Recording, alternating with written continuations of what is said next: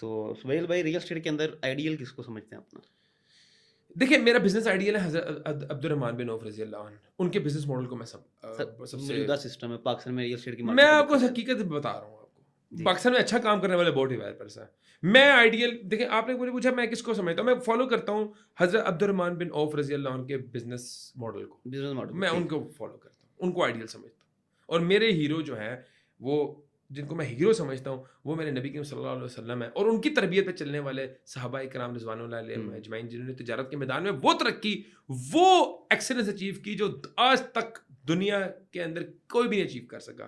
تو میں ان کو فالو کرتا ہوں. صحیح. میرے لیڈر جو ہے وہ ایک ہی ہیں, وہ سب کے ایسے ہیں. میں موجودہ اور میں حقیقت میں ان کو فالو کرنے والا, ان کی باتوں پہ عمل کرنے کی کوشش کرنے والا ایک میں سمجھتا ہوں ایک حقیر ایک نہیں آپ نے ہمیشہ اس کو پروموٹ اسی بات کو پروموٹ کیا میں اسی بات کو اور میں کہتا ہوں میں کوشش کرتا ہوں کہ میں اپنے لیڈر کی باتوں کو فالو کروں. میں لیڈر سمجھتا ہوں اپنے نبی کریم صلی اللہ علیہ وسلم کو, اور میری جان میری آل اولاد کی, اور میں کہتا ہوں کہ ہم ان کے خاک کے برابر نہیں ہے, پاؤں کی خاک کے برابر نہیں ہے.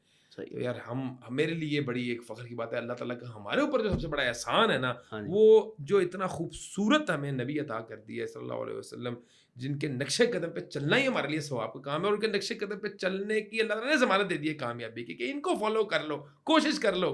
100% نہیں, پرفیکشن ان کی ذات میں ہی تھی, پرفیکشنسٹ نہیں ہو سکتے آپ, صرف کوشش کر لو تو کامیاب ہو جاؤ گے. تو میں فخر محسوس کرتا ہوں اپنے نبی کا امتی ہونے پہ اور ان کو اپنا لیڈر ماننے میں. سہیل بھائی ریئل اسٹیٹ کی مارکیٹ کو دیکھیں تو پاکستان کا سب سے بڑا نام تو ملک ریاض صاحب ہے نا اس ٹائم. بالکل وہی ہے نا.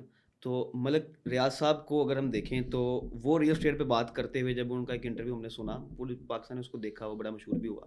وہ کہتے ہیں کہ پاکستان کے اندر کاروبار کرنا بہت مشکل ہے, یہاں پر آپ کو فائلوں کو پہیے لگانے پڑتے ہیں, مطلب رشوت دیے بغیر آپ کاروبار نہیں کر سکتے.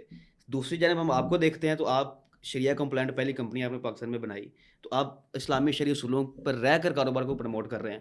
تو جو اس کاروبار کا, اس ریئل اسٹیٹ انڈسٹری کا سب سے بڑا نام ہے, وہ اس بات کو کہتا ہے کہ یہاں پہ رشوت کے بغیر کام نہیں چلتا. تو آپ اس کو کیسے لے کے چل رہے ہیں؟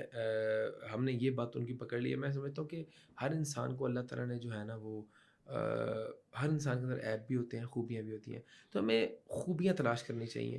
ہمیں اگر ان کے منہ سے ایک بات سلپ ہو گئی ہے, انہوں نے سسٹم کی, میں سمجھتا ہوں یہ جو ڈائلاگ تھا نا وہ سسٹم کا ڈائلاگ تھا, یہ انہوں نے سسٹم کی بات کی ہے کہ یہ سسٹم کے اندر مشکل ہے, سسٹم کے اندر فلو ہے. الحمدللہ ہمیں تو نہیں کبھی فیس کرنا پڑا. سسٹم میں کبھی مجھے نہیں فیس کرنا پڑا, مجھے نہیں کبھی فیس کرنا پڑا. میں نے 1 روپیہ رشوت نہیں دی آج تک زندگی میں نہیں دی. اچھا, تو بائی دین ابھی تک کتنے پروجیکٹس ہو گئے لاہور میں, اسلام آباد, کراچی میں؟ میرے ملٹیپل پروجیکٹس ہیں, 5-6 پروجیکٹس ہیں میرے اس کو جو ایکٹیو چل رہے ہیں. صحیح ہے. تو ابھی تک ڈیولپمنٹس کہاں تک, کتنی بلڈنگس لی؟ الحمدللہ ہماری گراؤنڈ فلور پہ آ گئے ہیں. پرلون کوٹ گیٹ جو ہم نے ٹالسٹ بلڈنگ بنانے کا عزم کیا تھا, الحمدللہ اس کی فاؤنڈیشن پر ایک آپ کا پرلون ٹاور ہو گیا, ایک اے بی ایس مال بھی ہے, جو ڈیلیوری جب چل رہے ہیں وہ 5 پروجیکٹس چل رہے ہیں الحمدللہ, دن رات کی چل رہی ہے. تو بھائی ریئل اسٹیٹ کے اندر نا فراڈ بڑا ہو رہا ہے. اگر ہم ریئل اسٹیٹ کو بات کریں تو میرا خیال اس پہ ہمیں لازمی, آپ کو تو ضرور کرنی چاہیے, آپ کی فیلڈ ہے.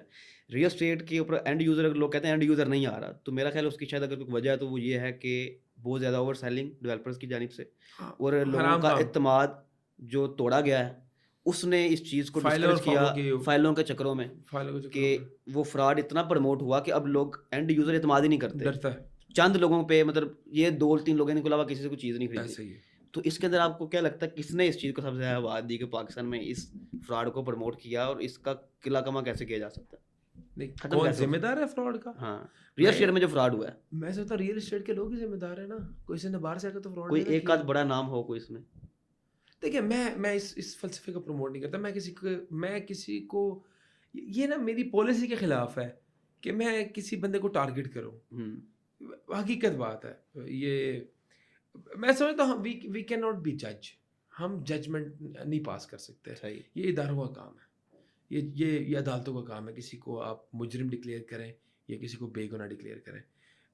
میں نام لیتے ہوئے مجھے اچھا نہیں لگتا. البتہ میں یہ ضرور کہوں گا کہ جن ڈیولپرز نے سود کو فروغ دی ہے, جن ڈیولپرز نے سودی نظام کو امپلیمنٹ کیا اپنے سسٹم کے اندر, وہ تباہ و برباد ہو گئے.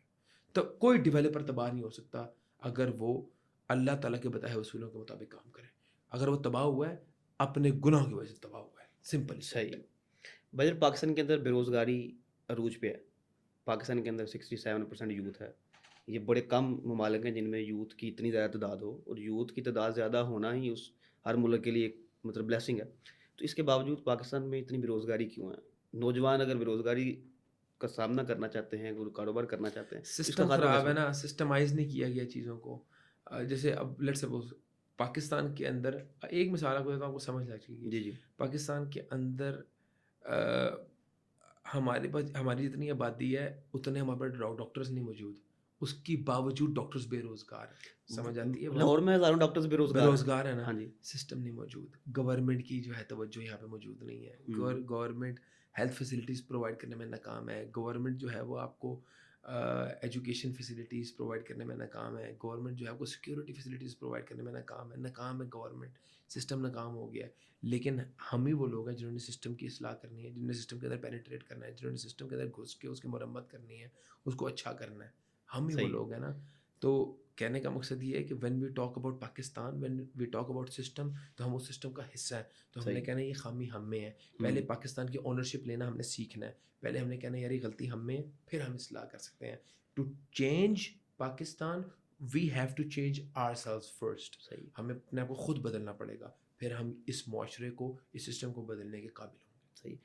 مطلب آپ سمجھتے ہیں کہ یہ بے روزگاری ہے, اس کے پیچھے سسٹم کی ناکامی ہے, میں نے آپ کو سسٹم خراب ہے. مثال دے دی ہے نا صحیح.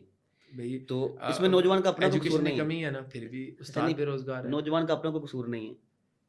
نہیں, نوجوان کا اپنا, جو نوجوان بے روزگار بیٹھا ہوا ہے اتنا, کیا پاکستانی نوجوان اس کا کا اپنا قصور؟ بیچارے کا اگر وہ ایجوکیشن اس نے حاصل کری پھر بھی بے روزگار بیٹھا ہوا ہے, پھر بھی اس کا قصور ہے کہ وہ اب جو ہاتھ پہ ہاتھ رکھ کے نہ بیٹھا تھا, وہ کاروبار کر لے یار. کاروبار کر لے. صحیح. نہ دیکھ, اور کاروبار کرنے کے لیے ونس اگین جذبے کی ضرورت ہے. میں کہہ رہا ہوں کہ جو نوجوان میرے خیال آج کے ہیں نا ہمارے, ان کے ہیروز بڑے غلط لوگ ہیں.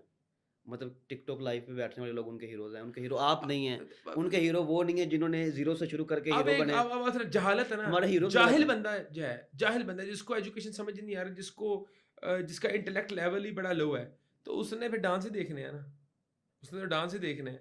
صحیح. نہیں, ڈگری کر کے بھی جہل کیسے ہو گئے؟ ڈگری کر کے بھی لوگ فالو کس کو کر رہے ہیں؟ کتنا پڑھا لکھا بندہ ان ٹک ٹاکرز کو فالو کرتا ہے, فیملی ولاگرز کو کرتا ہے. کتنا پڑھا لکھا بندہ ہے, بھائی بڑا کم. بھائی یونیورسٹیوں کے جہلا اسٹوڈنٹ زیادہ ہے نا, 80-90% جو ہیں وہ ان کے پیچھے لگے ہوئے ہیں. ٹک فیملی ٹاکر ولاگرز کو کے پیچھے. یونیورسٹی میں دینے کو سیلفی لینے کو تیار نہیں ہے. میں وہی بات, بھائی آپ یو سی پی میں چلے جائیں, وہاں پہ تو ہے ہی سارے ٹک ٹاکر, اسٹوڈنٹس ہی نہیں ہیں. میں کہہ رہا ہوں ان کی اپنی کمیونٹی کی ہے نا. میں وہ بتا رہا ہوں کہ ٹک ٹاکرز کو جو ہے وہ یونیورسٹیز کے اندر اتنی پذیرائی نہیں ملتی. عام عوام, رکشے والا, پینچر والا, درزی, دھوبی, یہ لوگ زیادہ پسند کرتے ہیں, ویٹر, یہ جن کے پاس ایجوکیشن کی کمی ہے. صحیح ہے. تو آپ نے بے حیائی پہ ریسنٹلی بڑی اچھی بات کی, پاکستان کے جو یونیورسٹی کلچر ہے خاص طور پہ. تو یہ جو بے شعوری ہے, بے روزگاری ہے, میرا خیال اس کے اندر آپ نے تو بڑی کھل کے اس پہ بات کی ہے. ریسنٹلی ویڈیوز آپ کی وائرل بھی ہوئی تھی. تو بے حیائی کو اگر سائڈ پہ کر دیں تو یونیورسٹیز کا جو ایجوکیشن سسٹم ہے وہ نوجوان کو ٹرین ہی نہیں کرتا کہ اس نے ایجوکیشن کے علاوہ بھی کچھ سوچنا ہے. اسکل ڈیولپمنٹ نہیں ہے, اسکل ڈیولپمنٹ بھی نہیں ہے, شعور کی ڈیولپمنٹ بھی نہیں ہے کہ کسی کو وزڈم سکھائیں کہ بچے نے باہر نکل کے کل کاروبار کیسے کرنا. میں کہتا ہوں اچھی یونیورسٹیز بھی موجود ہیں اس معاشرے کے اندر.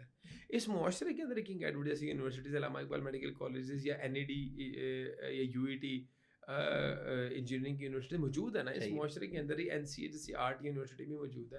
تو کہنے کا مطلب اچھی یونیورسٹیز بھی ہیں. اب تو کمرشلائزیشن ہو گئی ہے نا ایجوکیشن کی, اس لیے بربادی زیادہ پھیل رہی ہے. صحیح ہے.